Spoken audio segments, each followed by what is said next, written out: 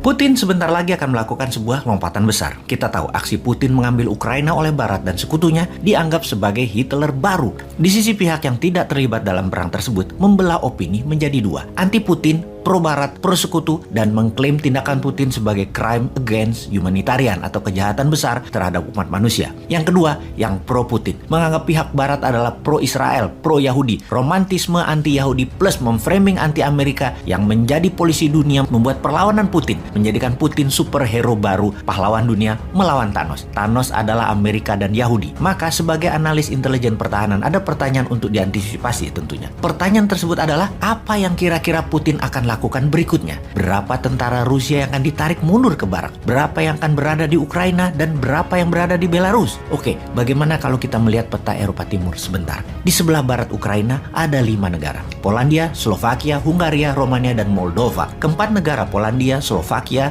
Hungaria, dan Romania adalah anggota NATO. Kalau kamu menyerang keempat negara ini, maka kalian berhadapan dengan NATO. Kalian menyerang NATO. Sebuah fakta pertahanan sekutu di Eropa. Dapat dipastikan Putin tidak akan mengambil resiko itu, sehingga tinggal Moldova. Ukraina dan Moldova punya perbatasan darat yang panjang, hampir 1.200 km. Jika Putin mau, maka dia bisa memerintahkan langsung tentaranya untuk mengarahkan pasukannya ke Moldova. Rupanya rencana ini sudah lama dilakukan Putin, yang akhirnya rencana ini dibocorkan. Dan coba tebak, siapa yang membocorkan detail rencana Putin akan mengambil Moldova itu? Yaitu Presiden Belarus, Alexander Lukashenko, alias sahabat Putin terdekat. Minggu lalu, Lukashenko mengumpulkan seluruh pemimpin pertahanan Belarus membahas rencana perang Rusia. Ketika Lukashenko hadir, dia membawa peta besar Eropa Timur yang dipaparkan dalam pertemuan tersebut. Dalam peta tersebut, sangat rinci memaparkan rencana invasi Rusia ke Moldova. Sebuah hal yang sangat mengerikan kalau kita melihat apa langkah Putin tersebut. Dan bagi Putin,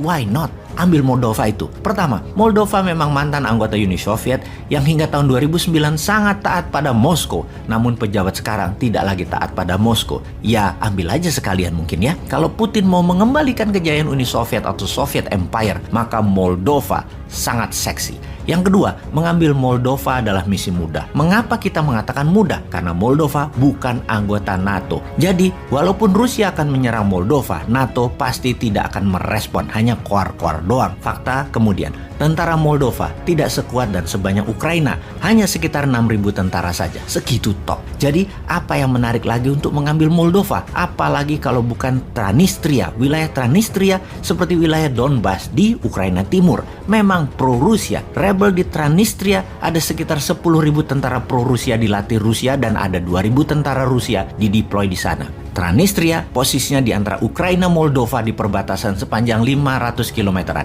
Hanya menggerakkan Transnistria, pemerintah Moldova sudah pasti ambyar. Pertanyaannya, akankah Putin memberikan perintah tersebut? Semua tergantung dari misi penyerangan di Ukraina. Berapa lama Kiev bisa bertahan lagi? Berapa macam insurgensi atau gerakan gerilya bawah tanah bermunculan di Ukraina? Efek perjuangan rakyat dan tentara Ukraina yang memutus rantai komando utama menjadi satuan kecil-kecil. Semakin banyak, semakin sulit diredam Ukraina. Walaupun pemerintahannya sudah jatuh. Intinya, seberapa akan sibuknya nanti tentara Rusia di Ukraina. Yang menjadi pertimbangan juga adalah menginvasi satu negara sudah sangat beresiko, apalagi 2 negara. Ujungnya, Rusia akan punya 2 rezim boneka di negara Ukraina dan Moldova, namun tidak punya uang untuk mengelolanya karena kena sanksi ekonomi. Bisa-bisa terbatas sumber ekonomi yang di dalam negeri Rusia tidak punya, dan ini tergantung mitra Rusia, Tiongkok. Jadi jelas, Putin akan membangun kembali kejayaan Uni Soviet. Di pihak Rusia ada Lukashenko Belarus sebagai sahabat dekat dan Xi Jinping sebagai quid pro quo, bahasa Latin yang artinya a favor for a favor,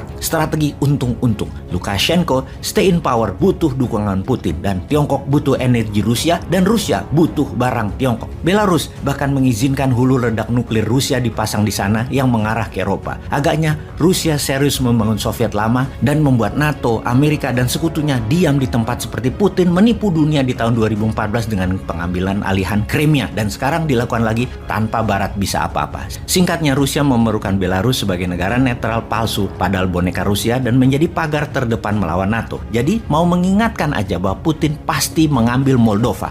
Kita Это страшнее ядерного оружия. Торрент-2, которые мы новые закупили, называют точки. Они, наверное, не секретные для натовцев, они все видят. Мы поставим С-400, который будет находиться чуть западнее Минска. 1000 раненых прибыли в Гомель.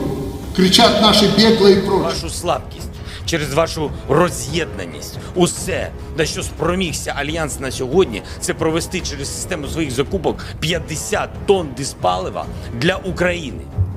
Мабуть, для того, щоб ми могли спалити Будапештський меморандум. To prevent this war from escalating beyond Ukraine. Because that will be even more dangerous, more devastating, and will cause even more human suffering. So we have made it clear that we are not going to move into Ukraine, neither on the ground or in the Ukrainian airspace.